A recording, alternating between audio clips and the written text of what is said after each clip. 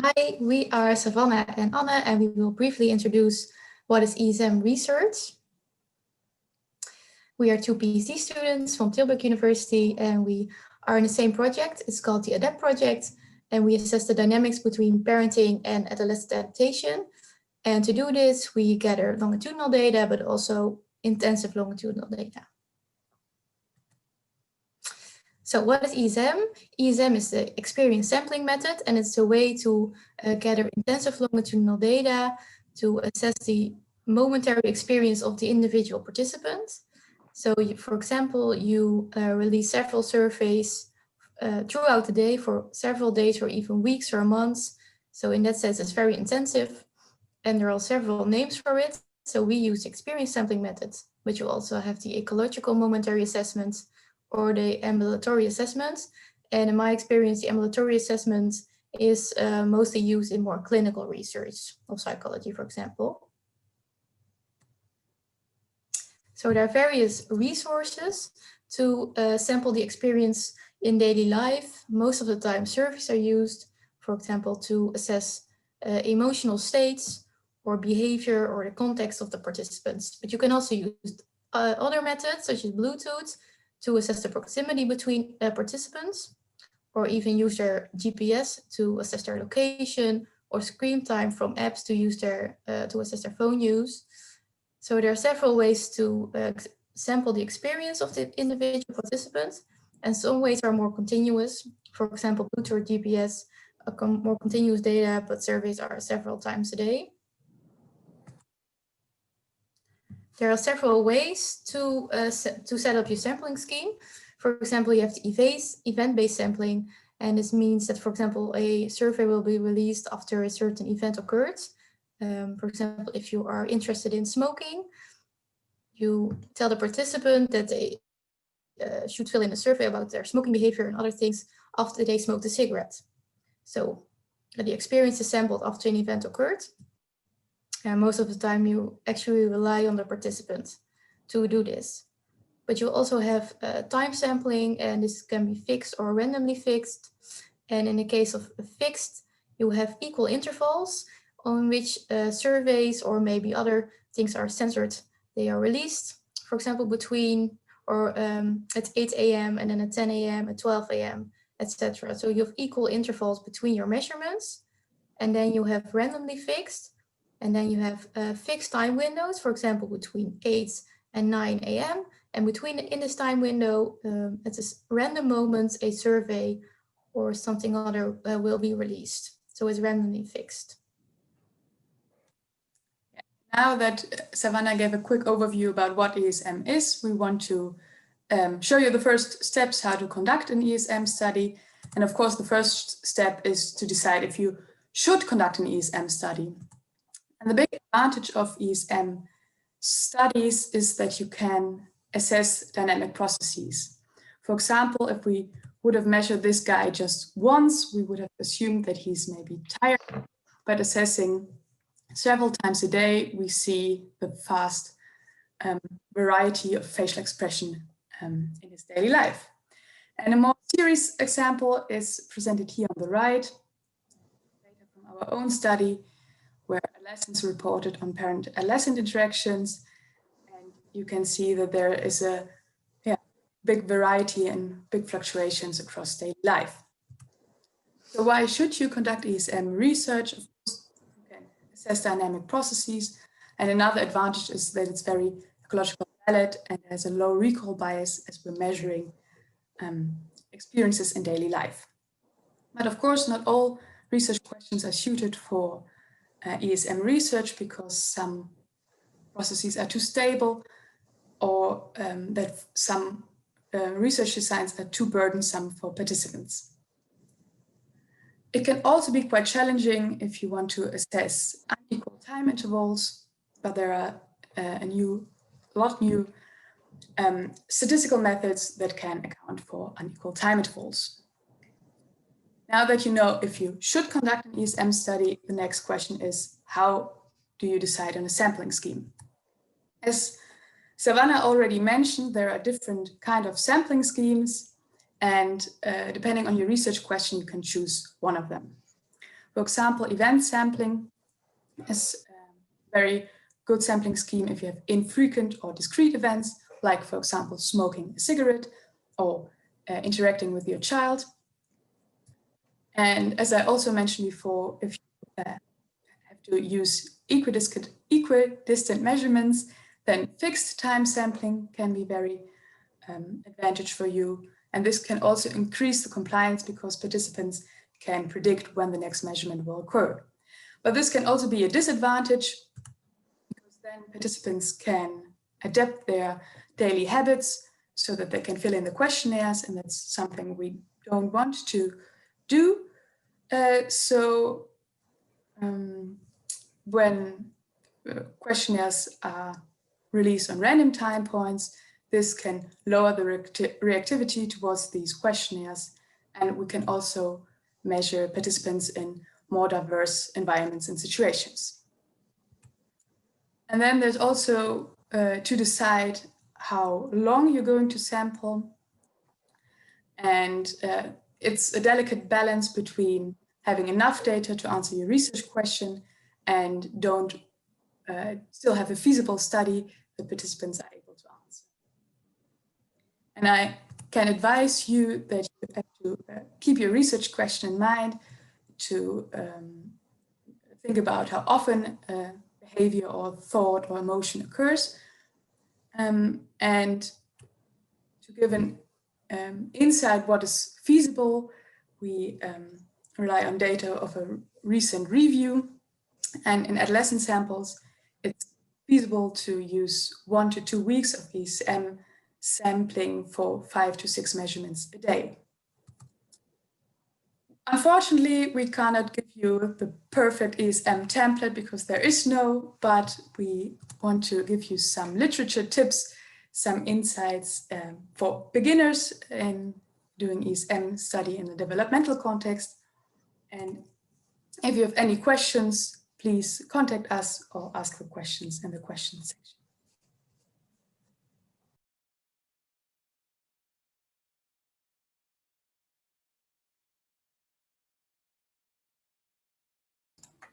Hi, I'm Loes Janssen. I'm a fourth-year PhD student at Leiden University in the Netherlands, and I will discuss some points to consider when selecting your ESM software today. So I'm working in a repair project at Leiden University on the supervision of Bernard Elzinga. And in this study, we examine parent-child interactions and depressive symptoms in adolescents by using multiple methods. And we focus on adolescents between 12 and 17 years old. And we collect data in healthy adolescents and their parents and depressed adolescents and their parents. And for my own PhD project, I focus mostly on ESM data on parent-child interactions in daily life. So when thinking about selecting an ESM software, I think it's really important to keep in mind what is it that you want to measure and how do you want to measure it. That can also already help you narrow down your choices on ESM software. If you, for instance, want to use a lot of Likert type scale questions, then a lot of software tools are available for you. But if you have more specific wishes, such as adding wearable devices, then there might be less options. Because there are a lot of options available at the moment. So I will talk about some considerations to take into account when selecting or going through all these options. First of all, it's important to think about whether you want to use an app or a web tool. An app provides participants the opportunity to download the app on their own phone. And when using a web tool, you can send text messages or app or emails to your participants with a link to a survey. And both have pros and cons. So when using an app, participants can complete surveys even when they're offline. It's more easier to link to wearables, and it's also easier to integrate with other apps. However, it can be harder to get ethical approval, and if participants use flight mode, then notifications of the app can be blocked. Some people find it easier to use a web tool because it's maybe easier to set up, or you already use Qualtrics for your questionnaires. Some like the user interface better, and you're able to, or participants are able to use it on different devices. However, participants are not able to access the link offline, and it's harder to link data across surveys. Another thing to consider is time.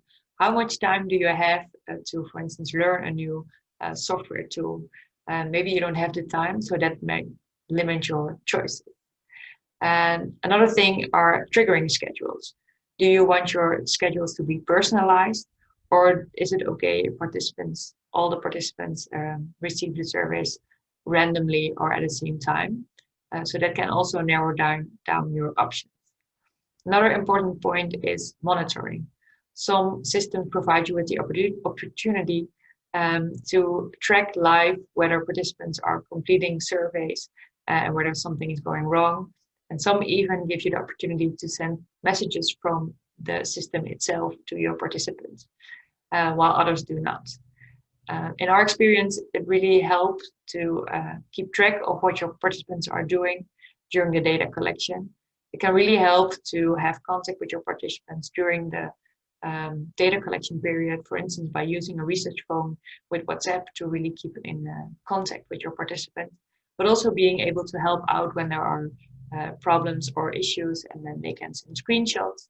So this can really help with the quantity and quality of your data. Another thing to consider is whether you think you need external support, and if so, if you mainly want it during setting up your study, or also when data collection is ongoing. If you also want external support when data collection is ongoing, that might be easier if you choose or select a software system that works in the same time zone. Otherwise, your questions might be answered a bit too late for you. Compatibility of the app, if you're using an app, is also important to consider. Can you use the app only on iPhones, or does it also work on Android phones? And if it works on Android phones, does it work with all versions? And maybe you then also need to take into account all the different settings. For instance, on a Heuvel phone, you need to change more settings in order to get the notifications from the app to a smartphone. Then ethical approval is also important, especially if you're, for instance, in Europe, then the app or web tool that you're going to use needs to be GDPR compliant. So that can also narrow down your choices, or you have to make sure that you make good agreements. And last but not least, budget is also something important to consider. The costs vary quite a lot in the different software tools. And some tools ask you to pay per participant, while others ask you to pay for a certain duration of your study.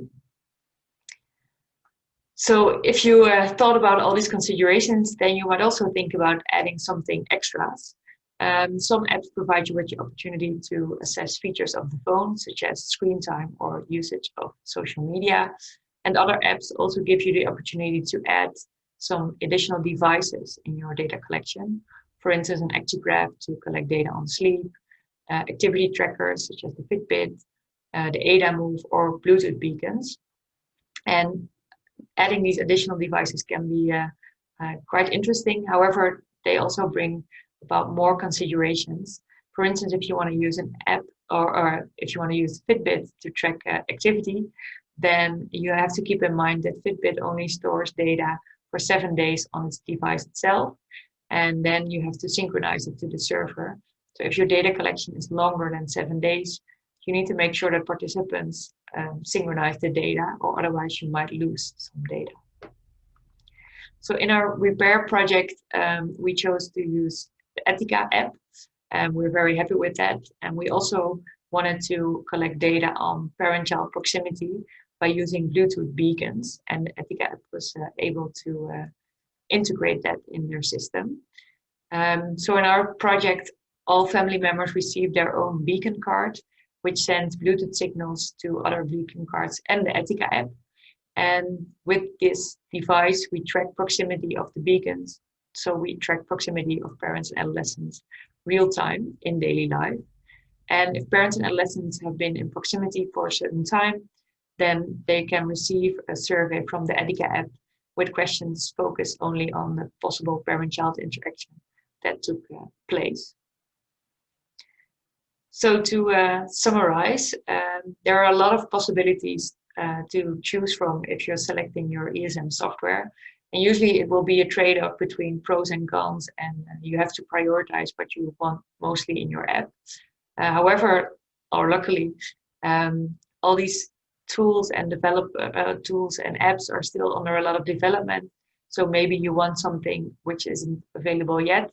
So then you can contact software tools to see if they want to implement it or not.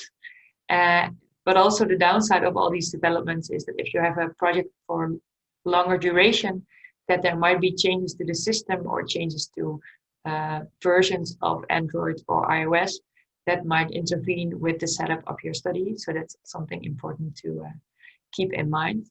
But a lot of these software tools and apps provide you with the opportunity to test the app or the software system for free trial.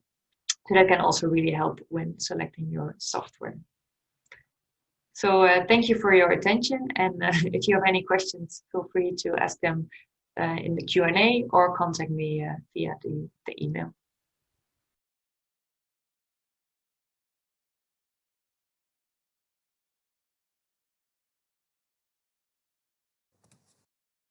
Hi everyone, I'm presenting this presentation for Mirte Boekhorst, who is at the moment taking a well-deserved break. She defended her thesis successfully and she's now Dr. Mirte Boekhorst. So she's taking a break and therefore I'm taking over. She is at a conference, so if you have any questions, she will be there for the Q&A. So our talk is about how to develop an experience sampling questionnaire. And for that, I'm using the example of our own questionnaire that we recently developed. It's called the BABI-related Anxiety and Behavior Inventory, or in short, the BABI. So what is different about ESM research? Because why do we need specific questionnaires and why do we need to have specific steps for this? And that is because in several ways, ESM work and ESM questionnaires are very different. So it has a different method, for instance. Participants will fill out your questionnaire multiple times a day. So it has to be short and it has to really ask things that are happening in the moment. So that's also why the goal is measuring a dynamic process. And the type of constructs are behaviors and changing moods and thoughts. So it cannot be a trait, for instance. You really want to measure something that's dynamic and is changing over the day. The software is also different. Because we're probably used to using Qualtrics and Redcap or maybe even pen and paper, and you really don't want to do this. You don't want to burden parents or participants with a bunch of pen and paper and they have to use it 5 times a day, for instance. And Qualtrics is also not able to really trigger the questionnaires in a certain way. So you really need specific software such as Etica, for instance. And there will be more about that later when Loes is talking about her part of this workshop. Then the hardware is also different because she can really add stuff. Loes will also talk about this because it can be linked to different wearables. And it's really interesting, but this also changes the way you ask your questions in the questionnaire. So our example will be the BABI. And this is an example of an ESM questionnaire for postnatal anxiety, and it focuses on behaviors, feelings, and thoughts that are really changing over the day. So the first step to construct an ESM questionnaire is to explore what is already there, because you don't want to do extra work. So first of all, you have to check, is there already an ESM questionnaire available? For most of it, it will be no, because ESM is still pretty new and pretty recent. For us, for instance, there was no questionnaire available that we could use. Then what you can also do is, are there any ESM, non-ESM questionnaires available? And maybe you can use questions or items for this. So we found several questionnaires, but they were all on trait level and not really usable for the dynamic process that we wanted to measure. So we were able to use some items, but we had to rephrase almost all of them. Then the second step is a step that you only have to do if your construct is not really clear to you yet. So although we knew what maternal anxiety was, we really didn't know what it could be on a daily basis and how it fluctuates over the day and what kind of behaviors there are related to it. So you can look up a forum about your topic, for instance. So what do people say? You can watch documentaries, vlogs, blogs, and this is things that we did. So we got a lot of items actually from a pregnancy and birth forum. And we inspected YouTube videos and blogs of influencers who were going through postnatal anxiety and were luckily very open about it. So we ended up with a bunch of questionnaire, a bunch of items. And then in step 3, what you do is put them all together, make an exhaustive list, and that's your first questionnaire draft. So it's usually pretty long, and it has to include items that you're not sure about, items that you are sure about. So it just has to include everything that you got. Then what you do is you invite focus groups. So we recommend for step 3 that you invite several focus groups of participants that have past experience about your topic. So in this case, past experience with postnatal anxiety. I say past because it's always better that it's not too emotional for them. So still, these were mothers that had struggled with anxiety, some of them many years ago, and sometimes we still had very emotional focus groups. So it's a very emotional topic, and it's important that they're not in the middle of it. Then you have to continue these focus groups until saturation has occurred, which means that there were no new items, no items altered, and no items excluded.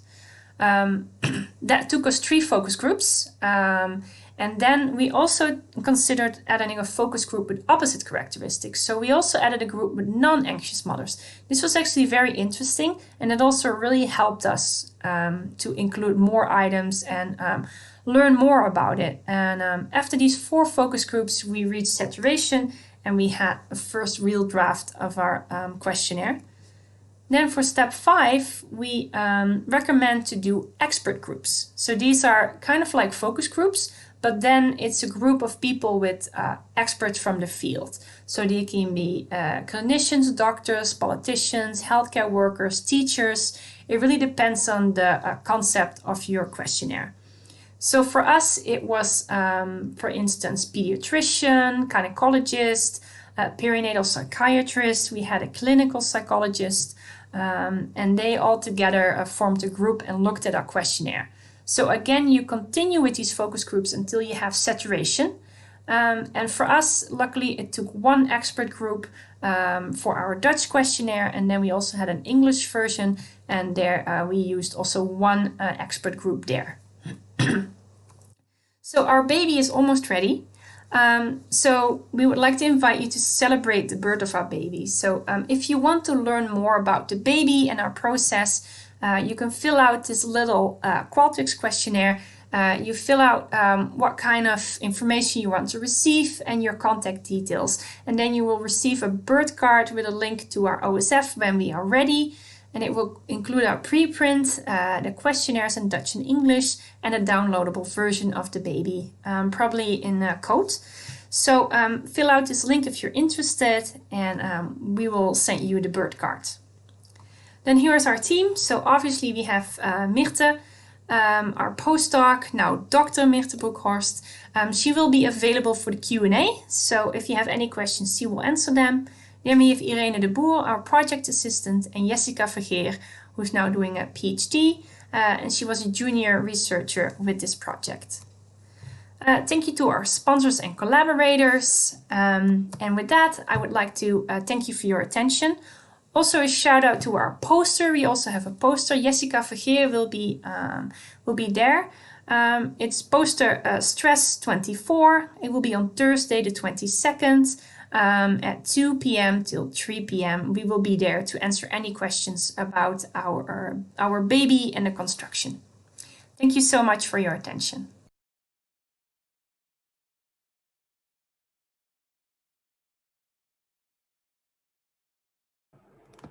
Hi everyone, my name is Robin Achterhof. I'm a PhD student at the Center for Contextual Psychiatry, where I do research under supervision of my promoter Ines Meijer-Meijs. We do a lot of ESM research, like what you just heard about. I mostly focus on social processes in the daily lives of adolescents. However, that's not what I will talk about today. Today I will talk about pre-registration, more specifically for ESM studies, and I will show you a bit how to pre-register a study. Pre-registration falls within the realm of open science. In recent years, there have been more calls for more transparent, more open, more reproducible science in the wake of just a lot of criticism on the scientific incentive system that's maybe not causing the best science to come forward, but maybe more the sexy, significant results. And that's not something that we want. When you read a paper, you usually get a very clean story, a clean narrative with a clear rationale that perfectly ties into the hypotheses, and the hypotheses also relate directly to the results usually. But of course, that's not usually how it goes. When you start a study, you may have very different plans than when you finish it.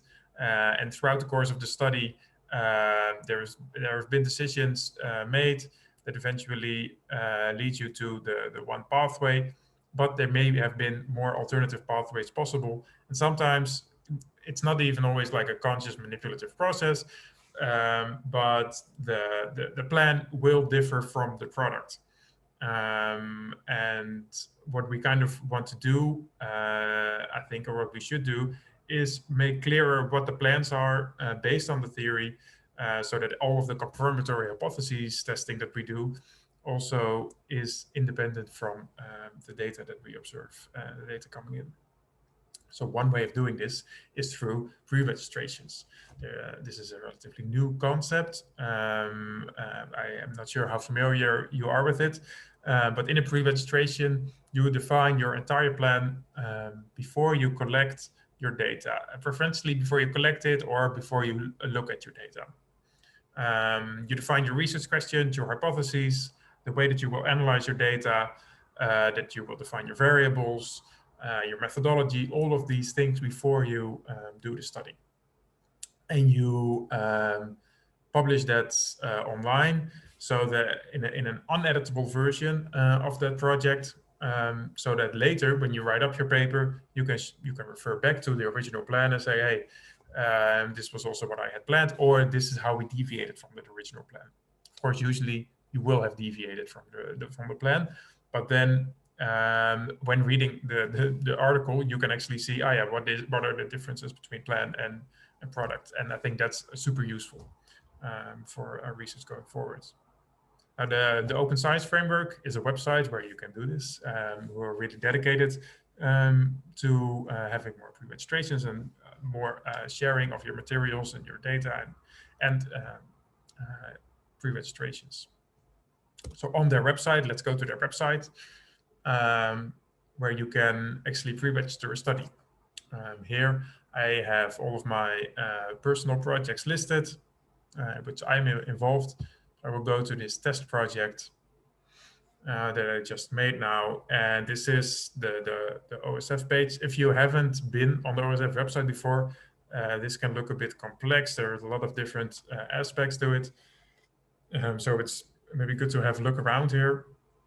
What's important is this files tab, where you can really upload all of your relevant files to any project that you're involved in. But more importantly is the registrations button here. Here you can really start up your registration. If you do that only in the file, if you place your pre-registration in the file section, it's not a locked, uneditable version, and you don't have a pre-registration, basically. I speak from experience, I've made that mistake of not actually doing that pre-registration in the beginning. So you want to go here to the pre-registrations tab and make a new registration. You can do that. You have a bunch of different default templates for filling out a pre-registration form. This is the default OSF template, and you can create it like this. So here you can really fill out all of the different elements of your pre-registrations, or your design, your analysis plan. Here your hypotheses, of course, super important, and then you can pre-register it. Now, as ESM researchers, we had found that there are a lot of decisions in ESM research that are not that well represented in these default templates. So at our center, we decided to make our own template. This is available online, will be published soon as well, but you can already find this. So we wrote this paper for why we need a template for ESM studies, specifically for pre-registrations for ESM studies, and a tutorial for how to do it is explained in this paper. Let's also go to the OSF project of that template. So this is completed OSF projects. In the files, we have a bunch of files listed. This is in the supplementary material. And here we also importantly have the pre-registration template itself that you can use if you want to do a pre-registration for an ESM study. So you can just go through this, fill this out, delete the text that's irrelevant, and add in your own personal the stuff that applies to your study.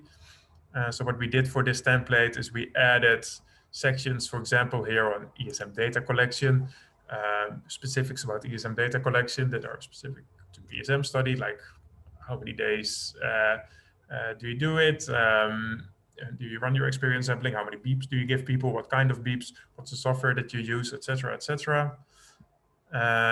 We have something on sample size rationale. Power analysis is not as straightforward with ESM studies as it is for normal studies, so we talk a bit about that. What type of variables you have at the moment level, at the person level, and also how you do your analyses. So we have a bit more info on that as well. Your analysis plan will probably involve, for example, a multi-level model in ESM studies, and that's also, of course, a bit different from normal studies. So what you can do then is fill all of this out. And then when you pre-register your study, you don't want the default OSF template, but what you want is create an open-ended registration here. And then you can just paste your entire pre-registration that you just filled out using our template, for example. You can paste that here, or you can just add files to it, so a filled out template, and then you're all good to go. Then you have you can review it, so you can click on this, and then you can submit it, and your contributors can check if they agree with the pre-registration that you made, and then you have it. And then later in the paper and to your reviewers, you can say, "Oh, look, I actually made this pre-registration. This was what I had planned. This is what I did. Open science all the way." So this was very brief. I hope that you're now all on board of the pre-registration train. If you have any questions, please ask me. I will be here. And thank you.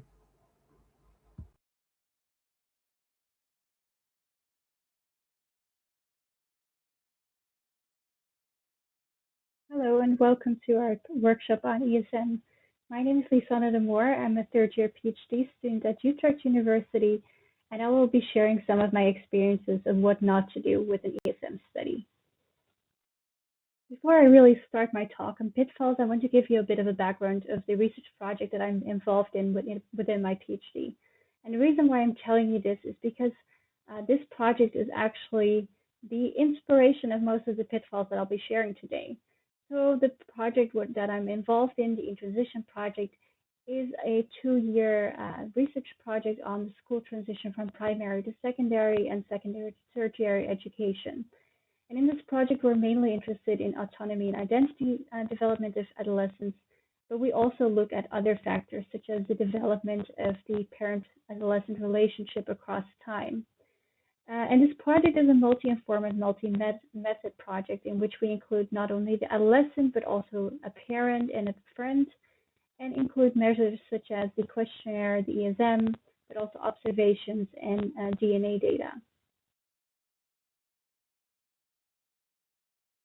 The Transition Project is already halfway underway, so we already finished wave 1 and wave 2, and we already had the school transition. And now after the summer holiday, we're starting wave 3. And fortunately, a lot of things went very well. Fortunately, we didn't run into any major problems. Luckily for us, our data collection could also still continue despite the COVID crisis. Still, some things did go wrong, and especially in the ESM part, These are experiences I think that may be useful for other people. So I will be discussing some of the pitfalls that we ran into and how you may avoid these pitfalls. The first point at which you need to start considering potential pitfalls is before you start your study. Firstly, it is important to check that your questionnaire actually works the way you want it to. With an ESM questionnaire, it is possible to work with loops in your questionnaires or work with designs that have a if-then kind of design. But you want to make sure that these actually work so that your participants don't get questions that don't match their answers, and so that you get the data that you actually want to get. Secondly, it is important to consider the questionnaire length. This is, of course, always an important issue, but it is especially important for ESM because participants often get this questionnaire several times, sometimes several times a day. But in any case, they get this questionnaire many times. So it is important that the length isn't too burdensome.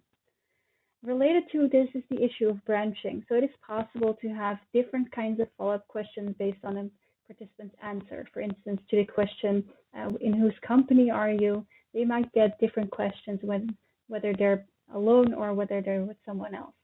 However, you want to make sure that participants don't figure out that some branches are a lot shorter than others, because this might lead them to give answers based on how much time it costs them rather than on the actual reality. Next, and closely linked to questionnaire length, is the issue of ESM burden. So ESM burden actually consists of questionnaire length, but it also consists of how long is the study and how many times a day do they need to fill out questionnaires. And you want to make sure that all of these different elements don't add up to a rather burdensome study for your participants. Next, the important issue of understandability. We as researchers often think that our questions are very clear and have a very clear meaning, but for participants, this isn't always the case. So really make sure that your questions are as clear to your participants as they are to you. One way of doing this is by doing a pilot study before your actual study, or having a focus group with people from your target population. And then finally, rewards. We often have rewards in scientific studies, and you want to, in your ESM study, think about whether you want this reward to be contingent on a certain percentage of compliance. This can be helpful for increasing compliance, but you should also keep in mind that it may actually decrease the motivation of some people who may, for instance, because they're always going to sports on a certain day, already miss several questions by default and may therefore no longer be able to get this reward. So really make sure you think about what kind of design you want for your reward. Next is what to do during your ESM study. You might feel that after taking care of the issues that I mentioned in the previous slide, you are ready to sit back and relax while your data collects itself. Unfortunately, this isn't the case, and there are quite a few issues that can happen during your ESM study. Perhaps most prominent is technical issues. ESM studies work using smartphones oftentimes, and these digital devices can suffer from technical issues. For instance, some apps may not run as well on certain phones or phones of a certain age. So you want to make sure that you know what to do when something like that happens. For instance, Ethica doesn't work as well on Huawei phones because these phones block pop-ups. Next is compliance. You can, of course, sit back and relax until the end of your study, but you might actually find out then that somewhere along the way, a lot of participants lost motivation. So you want to keep track of progress and intervene where necessary. However, do this with caution because it can happen that people actually feel hounded if you text them or send them WhatsApp messages continuously to ask them to fill in more questionnaires. And of course, the value of intrinsic motivation shouldn't be underestimated because, of course, you as a researcher can ask them very politely to fill in more questionnaires, but it is probably more useful to make sure that your participants understand why it's important that they fill in as many questionnaires as possible. And related to this is that you as a researcher can only do so much. So you want to make sure that your participants know how to find you and know how to contact you. For instance, if they experience technical issues or whether or when they experience personal problems that may interfere with their participation in the study, you really want to make sure that they will tell you. There is also the issue of respondent numbers.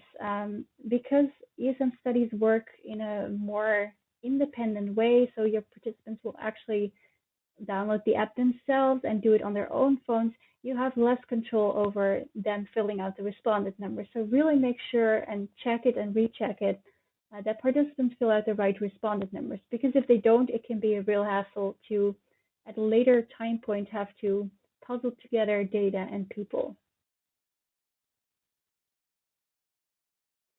The final point at which you need to consider potential pitfalls is after you finish your ESM study. And at this point, there are 3 things that may be important to take into account.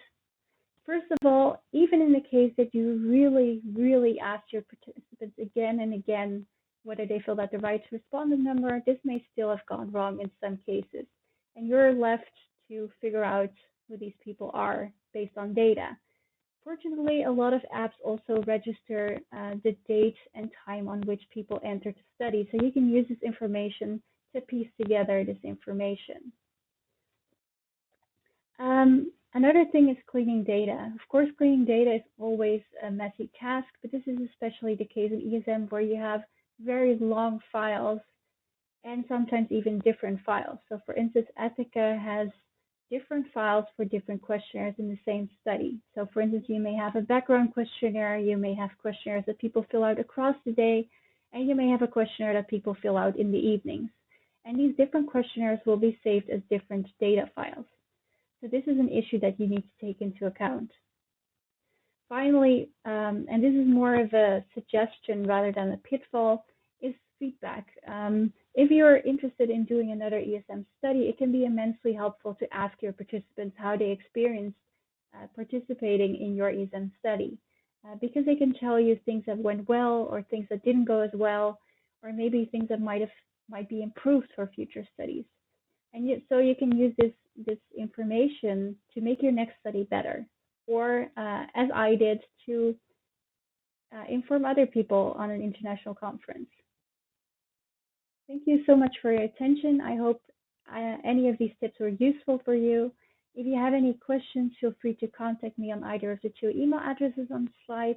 If you're interested in transition, you can also, of course, always contact me or visit our website. Thank you so much.